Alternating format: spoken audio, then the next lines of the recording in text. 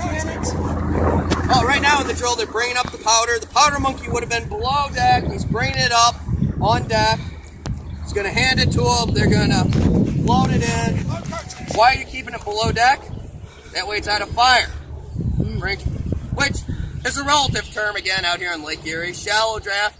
Those guys filling the rounds and grabbing them from the hold are actually above the water line. If you were on some big vessel like the Constitution out on the ocean, those guys would definitely be protected below the water line. But they're right in. Cannonball could come through and hit those guys while they're working. So, very important. Just now he tried to make sure the cartridge was there at the back, punctured it so it exposed the powder. He's pretending to prime it, and then they'll pretend fire. But for 2 hours, Perry is on board the Lawrence, his flagship, with only a couple of the smaller vessels helping out. The Lawrence, or the Niagara, the sister ship, is hanging back.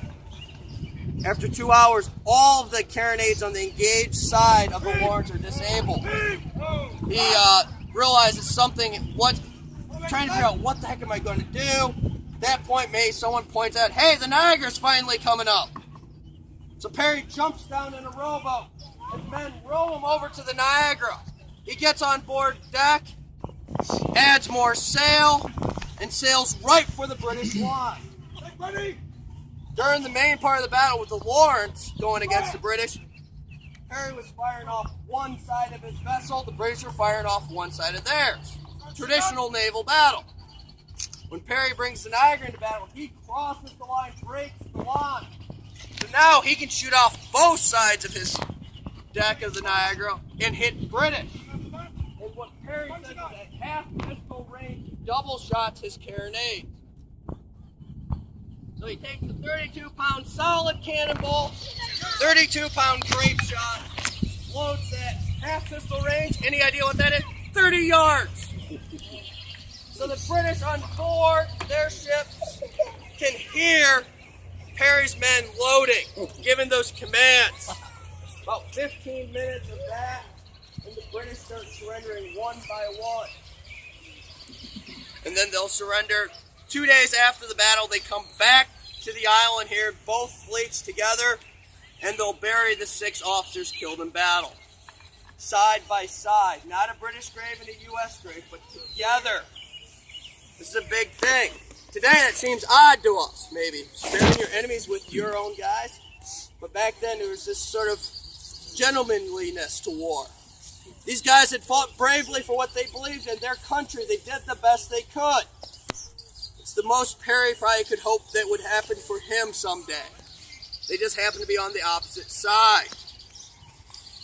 The war will continue on for almost another 2 years after that. Perry, though, after the war will go get diplomatic missions, go places. Finally, he will die of yellow fever. He is originally buried at a British colony where he receives his military funeral from the British. Some of those soldiers at that fort were here at the Battle of Lake Erie helping the British Navy. They were at the Battle of the Thames, which Perry was at too. They saw how Perry treated the killed, the wounded for the British after those battles. And that's why they gave him his full military funeral. I like to think, even though the war would have continued after the Battle of Lake Erie, it was still very much one of those things. He was planting the seeds of peace that we share with the British and Canadians today, giving us the world's longest undefended border. My gun crew's all ready. So who's ready to hear the boom? I think the gun crew is. I better go get earplugs. It will be loud. I'll give you the heads up just before it gets fire.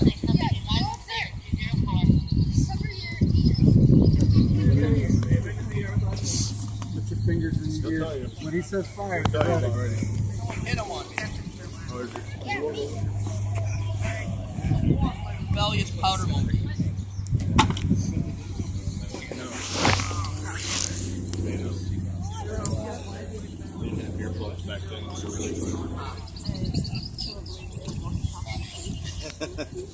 Attention! Gunners to your posts!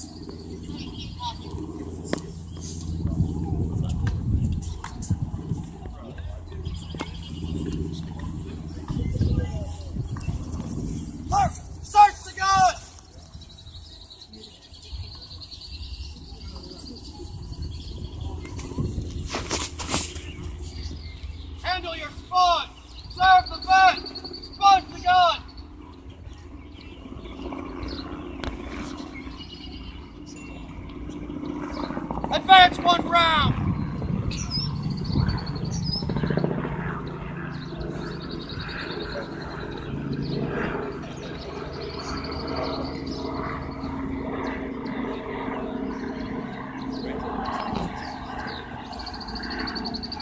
Load with cartridge. Ram down cartridge.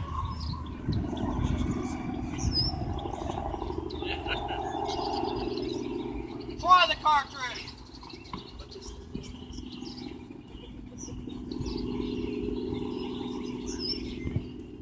Oh! Prime!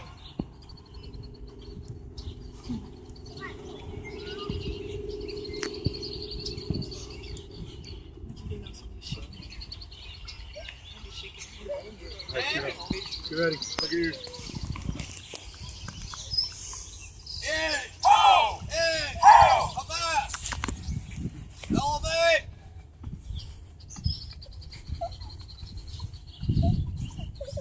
Just to let you know, the next commands will be aim and fire, so if you want to, cover your ears. Probably if I had a real cannonball and practice to get aim.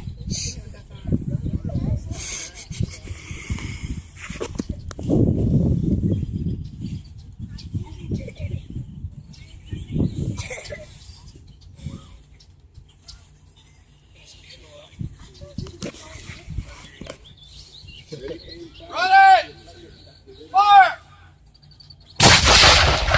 Starts the gun!